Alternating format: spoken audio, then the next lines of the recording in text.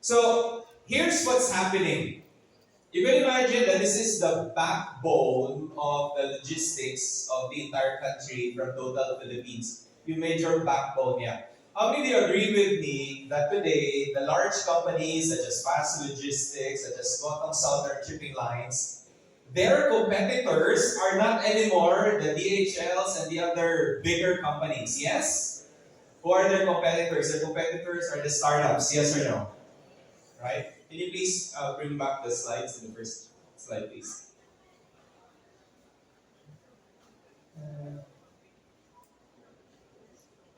Okay, next slide, right? So these companies are getting disrupted by startups in the different nodes. That's the truth. It's already that next guy that's building their idea within their garage.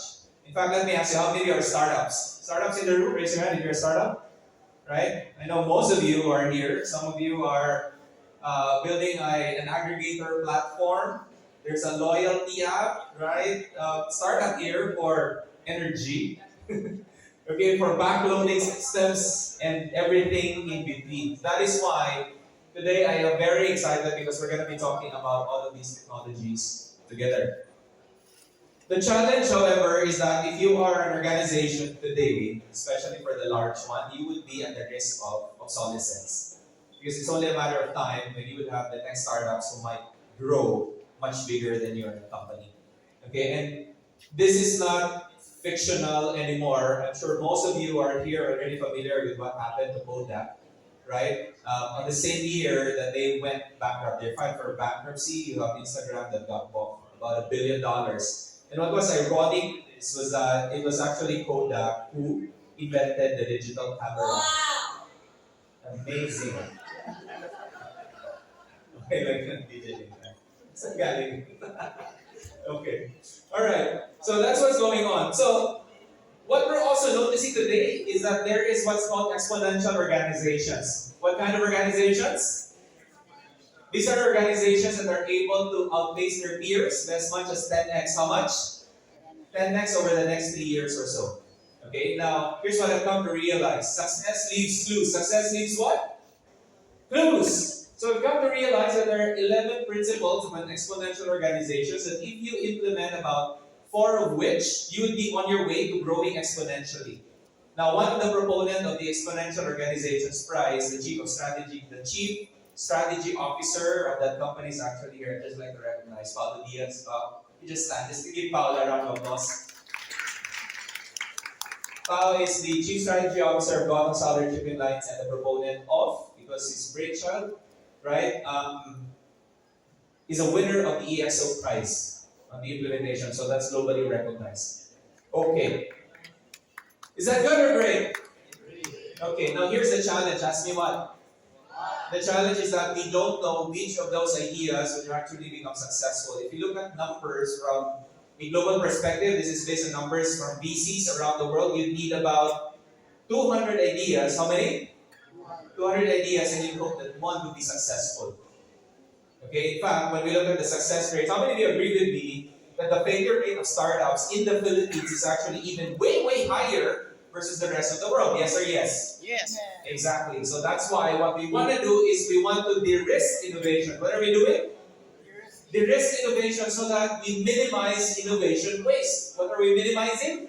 Innovation waste. So these are the kinds of technology that technocrats, that misfits, developers like you guys are here are building but nobody wants to use.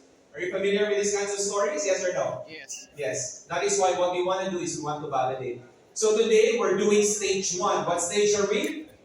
Stage 1. What is stage 1? Stage 1 is when we clearly identify the problem, and later today you will witness on stage 8 startups, 8 founders that are going to be doing their pitches.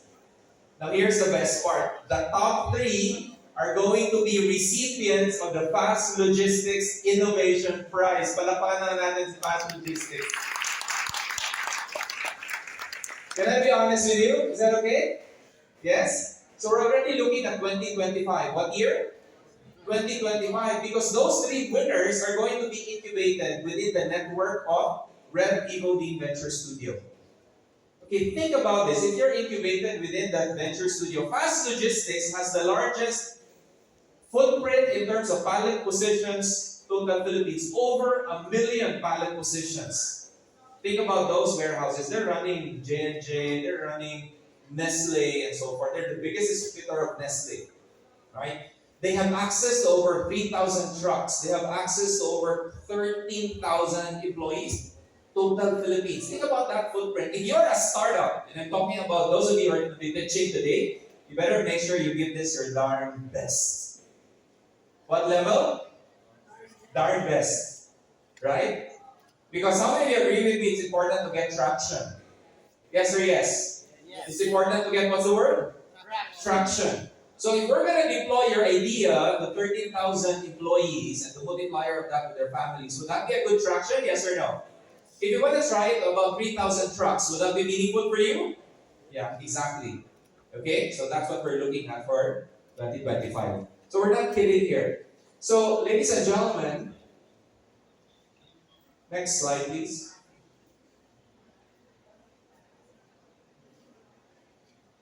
Okay, case in point in relation to the number of ideas, right? Are you familiar with this companies? BookSurge, LiveBid, Dash Bottoms, TextPayMe, Whole Foods. You're familiar with these companies? Ever heard of them? No? Yes. Because they're already closed. They're already obsolete. Look at the reasons why they close down. Cause of failure is unprofitable. They become obsolete along the way. Now, who made these companies? Ask me who. Ask me who. It's Amazon. What's the company? It was Amazon who built these companies, but they also have to close it down. But if they didn't build those companies, then they wouldn't reach this valuation. This valuation was back in January of this year. 1.6 trillion. Does that make sense? So there's no other way. We just have to keep on trying. But now we do it in a more prudent manner. Okay, that is why our approach is outcome-driven and evidence-based. What's our approach? Outcome-driven, evidence-based. Outcome-driven and evidence-based. We don't just build ideas and concepts just for the sake of building them, and we do it in stages. We need to say, you don't go towards building your prototype or your product. That's the second stage, just problem and solution fit. If you have not clearly identified the problem that needs to be solved, and the judges are going to be looking out for that once you're going to be doing your pitches. Does that help? Yes? Okay. Amongst you here, we also have certified venture builder coaches. And in fact, earlier this year, we certified over 300 of them. And I think that was a record in the ecosystem. Okay, we understand the challenges of the leader, of the innovator, and the entrepreneur. Whether you are heading an enterprise, this would be the different hats that you would have to be wearing today. It's not only enough that you just say you're the CEO or you're the CFO and so on, right? You have to be an intrapreneur. Okay, our methodology is based out of EBELI. What's the word? Which stands for Evidence-Based Entrepreneurship and Lean Innovation. That book is written by this guy, my co-founder. His name is Pedro Lopez Sala. He's based out of Mexico, but he's very much active here in the Philippines with what we're launching. Within that book, if you have a chance, order it in Amazon. It has over 200 methodologies, 1,700 tools in the making. It took about 20 years to write the book, and this is the only book that's been written by co-authored by over 7,000 community members. So what makes the book special? Ask me one. How many of you are familiar with the Lean Canvas? Ever heard of that? Ever heard of the Business Model Canvas by Steve Blank? What else? All of these different canvases, yes? You will find all of that in the book. This is the only book that makes sense of all of those tools and put it in a sequential manner that you could use in a practical way. Is that good or great? Great. Excellent. I'm going to exaggerate a bit. That's what we're going to show you on how we have digitized the book. I'd like to show you some of the results of, together with EBELI, with Canoe, right? You can see here, these are the different organizations. This was a project. This was in advanced manufacturing in the US. You could see the number of projects and cohorts. So this is not our first roadshow. This has been tested globally already. You can see the different organizations that are part of that cohort. This is in advanced manufacturing in Mexico, health and life sciences in Mexico, health and life sciences in the US, agri-food in Mexico, energy in Mexico. We've done train the trainers in Chile, and we have a breakthrough here in the Philippines. In January, Fast Logistics, they've identified over 200 innovation ideas that later on they could spin off as a different company. You call these their edge businesses. What kind of businesses? Edge businesses. How many of you agree with me? This is a great accomplishment. Yes or no? Let's give Fast Logistics a big round of applause. Right? Asa ba si Sir Manny? Ayun. Yeah. Sir Manny, can you please stand just to be recognized, right? It has really some time, to figure this out. And Miss Gladys as well, like that. Miss Gladys sets the strategy for Fast Logistics. Okay. Now, how can you agree with me that for the next 5 years, ang dami ng concepts na yun? Yes or no? Yeah, exactly. That is why they're launching the Rev Evo D Venture Studio so that we can incubate these ideas. How many of you would like to be part of that venture studio? Get your ideas incubated. Yeah. Kasi nakakingin sila Sir Manny. Okay. Excellent. Well done. Okay. Good. So, Yusek Jean has already mentioned this, but I'd like to build off on, this was her slide back in January, and this has really been the inspiration so far in terms of solving all of the challenges in logistics and supply chain. That is why our innovation challenge today is that we ask ourselves, how may we use technology, specifically blockchain and AI, so that we could solve all of these latencies, the delays in supply chains, and the challenges in interoperability. Donald already talked about decentralized networks, intelligent automation, possibilities of real-time visibility. Okay, so the question is, in fact, watch this. How many agree with me there's already so many startups in the Philippines? Yes? Anybody has an idea as to how many? Yesterday, I had a conversation with Dr. Eric Paringin, he's the executive director of DOST, be sure. And he said that there's over 2,200 startups in the Philippines. Now, how many agree with me that we have no idea where those startups are now? Yes? Okay, and a lot of those startups, I don't know, I really just have no idea as to where they are. Okay, so what is the challenge therefore? The challenge is for us to keep track of all of these innovations. And the problem is that no single company could do it by themselves. Yes or yes? The only way to do this is that if we're going to be doing this in collaboration and not in a community. In a what? In a community. Okay, that's why our approach is on collaborative innovation. These are the different stages that we are in, and you can see the roadmap where we're at. Today we are in stage 1 of problem identification. We're going to move forward towards problem solution and market fit. Why we're looking for the top 3? If you have good ideas, again, Manila Angel Investor Network is here. Angel Network of the Philippines is here. Different innovators, VCs are here. They're watching you. Yes? Okay, so better make sure you present properly. We're going to take you then towards the growth and to the scale stage moving forward as we're doing the pitch competition. Starting with the pitch competition today. Okay, can I show you a platform in order to address all of this? Is that okay? Yes or yes? How many of you are intrigued about platform and solve this? Yes. What am I talking about? Again, addressing the challenge of understanding where the startups are and bringing all of these technologies together to solve these challenges. So that is why we are launching WISE. What's the word? WISE. W-A-I-Z. Okay, it's WISE. Hindi siya WISE. Okay, it's WISE. Better than WISE probably in the Philippines as we think about this in a global perspective. We invite you to think big, to think bold, and to actually think better towards collaborative innovation. What kind of innovation? In this context, we will validate your ideas, help you understand your customers, and develop your business with the right people. Now, how many of you have ever tried to launch a business in your life? How many of you ever tried to sell something? Sell an idea, right? So probably that brings everyone already in the room. How many of you agree with me that it could be a challenge in terms of understanding which business to launch? Ever had a challenge? Right? Okay. What if there's a way that in less than 5 minutes you would have an idea on the more relevant trends so that it guides you on what businesses to launch? Would that be helpful? Would that be helpful? Yes. Yes. Okay. Thank you. Okay. So that is why, that's what WISE is going to be doing. This would help you understand how to accelerate your project, understand your customers, scale your venture, and more importantly, this is going to be AI powered. So we're releasing an AI mentor. I'm going to be demonstrating this to you in a little bit. This is going to be the platform that's going to bring everybody. Who is it going to bring? everybody in the community. So whether you are a startup founder, you're a facilitator, you're a technology business incubator, you're a VC, you're a funder, you're an angel investor, this is going to be that platform. It would help you develop your organization's entrepreneurial mindset and give you the relevant tools as well as manage multiple cohorts if you like. How many are coaches? I see your hands. Coaches? Coaches. Oh, coaches. Dami nyo kanina. Raise your hand if you're a coach. Mentor. There you go. I nila coaches and nila mentor. Right?